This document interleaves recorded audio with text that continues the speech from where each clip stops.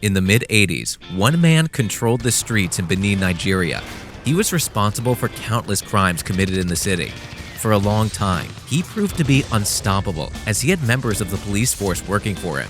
The government had a series of council meetings to try and stop this criminal mastermind, but even then he would escape over and over again. Catching him was likened to trying to catch smoke. Everyone knew him and knew about his criminal acts, but no one was able to catch him. He left trails of blood wherever he attacked. He would write numerous letters to media houses describing his criminal acts before he carried them out. Despite this, he was unable to be stopped or captured. His name was Lawrence Anini. This is the story of the most notorious criminal in Nigeria. If you haven't subscribed to the channel, go ahead and hit the subscribe button so you will not miss out on any of our new videos. Thank you for subscribing. In 1960, Anini was born to a small family 20 miles from Benin City. And no, Anini was not born with a gun and a mask. He was just a normal kid with dreams and ambitions. So at an early age, he made up his mind and moved to Benin, where he started his hustle as a young man. Anini picked interest in driving and became a skilled taxi driver in Benin motor parks. He quickly made friends with the local hoodlums, and getting into trouble became part of his daily activities. Anini was a likable person with a crafty mind. With time, his influence grew, and he started working as a driver for the various gangs.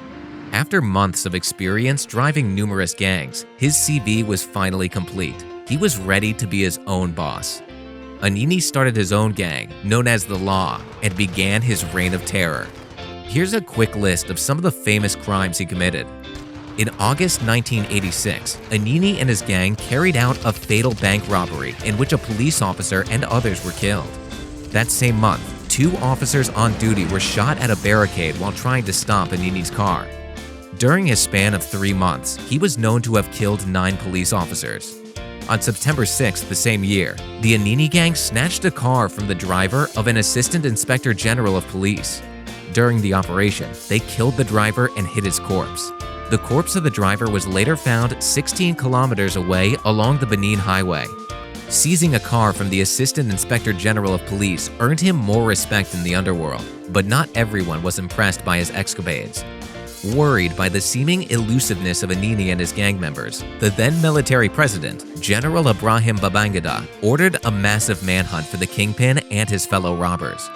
The police went after them, combing every part of Bendel State where they were reportedly operating and living.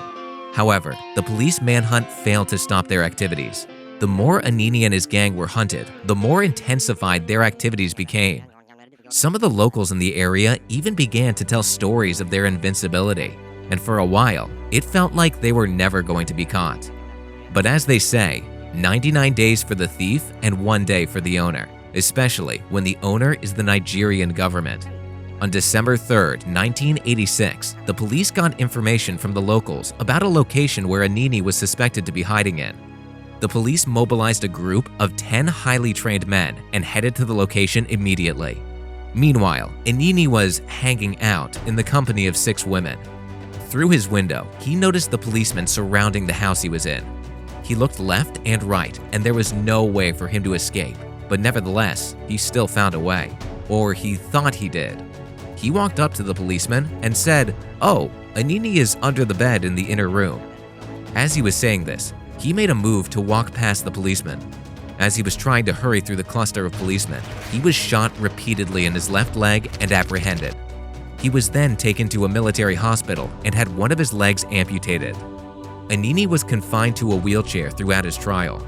He was sentenced to death and executed on March 29, 1987. Until this day, he is still regarded as the most notorious criminal in Nigeria. If you have learned something in this video, leave a like. If you haven't subscribed already, hit the subscribe button to ensure you don't miss any of our new videos.